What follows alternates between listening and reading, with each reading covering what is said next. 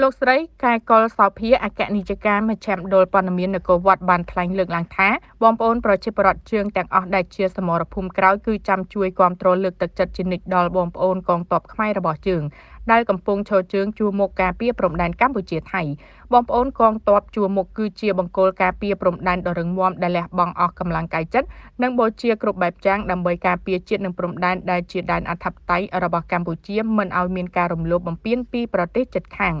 ការថ្លែងបញ្ជាក់បែបនេះរបស់លោកស្រីកែកុលសោភាក្នុងឱកាសចុះសួរសុខទុក្ខនិងនាំយកគ្រឿងឧបភោគបរិភោគព្រមទាំងថវិកាយកទៅប្រគល់ជូនកងទ័ពដែលកំពុងឈរជើងជួរមុខការពារព្រំដែនកម្ពុជាថៃទិសទី1ខេត្តព្រះវិហារដែលស្ថិតនៅក្រោមការដឹកនាំរបស់នាយឧត្តមស្នេហ៍គតិសង្ឃៈបណ្ឌិតហ៊ីងមុនហៀងអគ្គមេបញ្ជាការរងនៃកងយុទ្ធពលខេមរភូមិន្ទនិងជាមេបញ្ជាការបញ្ជាការដ្ឋានអង្គរៈនារសៀលថ្ងៃទី6ខែមិថុនាឆ្នាំ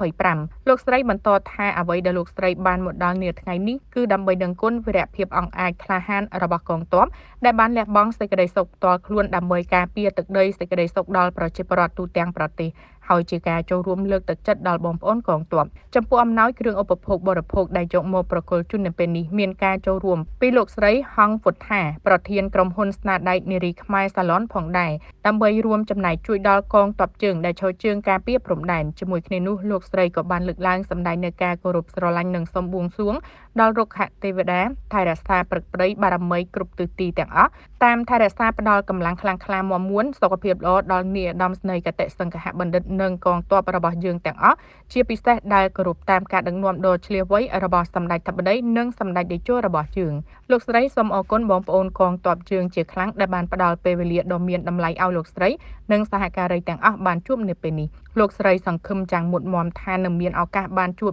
នាយឧត្តមស្នេហ៍គតិសង្ឃៈបណ្ឌិតនិងបងប្អូនកងទ័ពជើងម្ដងទៀតក្នុងពេលឆាប់ៗខាងមុខនេះក្នុងឱកាសនោះឯកឧត្តមនាយឧត្តមស្នេហ៍គតិសង្ឃៈបណ្ឌិតហ៊ីងមុនហៀងអគ្គមេបញ្ជាការរងនៃកងយុទ្ធពលខេមរភូមិន្ទនិងជាមេបញ្ជាការបញ្ជាការដ្ឋានអង្គរៈបានថ្លែងអំណរគុណដល់លោកស្រីកែកុលសោភាអគ្គនាយិកាមជ្ឈមណ្ឌលព័ត៌មាននគរវត្តនិងសហការីទាំងអស់ដែលមានសន្តានចិត្តលើកទឹកចិត្តដល់កងទ័ពយើងតាមរយៈការចូលរួមគាំទ្រក្នុងន័យខ្មែរស្រឡាញ់ខ្មែរបាននាំយកនៅគ្រឿងឧបភោគបរិភោគផ្ដល់ជូនដល់កងទ័ពដោយផ្ទាល់នៅទីនេះសូមបញ្ជាក់ជូនផងដែរថាគ្រឿងឧបភោគបរិភោគរួមមានទឹកត្រីបង្កងប៉ាកចំនួន300យួរទឹកស៊ីអ៊ីវរូកូចំនួន300យួរត្រីខកំប៉ុងចំនួន300កេសមីជាតិចំនួន300កេសទឹកសុទ្ធអេរ៉ូណាចំនួន300កេសក្រមាខ្មែរចំនួន300ក្រមាសរុបជាទឹកប្រាក់ស្មើនឹង$8,844អាមេរិកនិងថវិកាចំនួន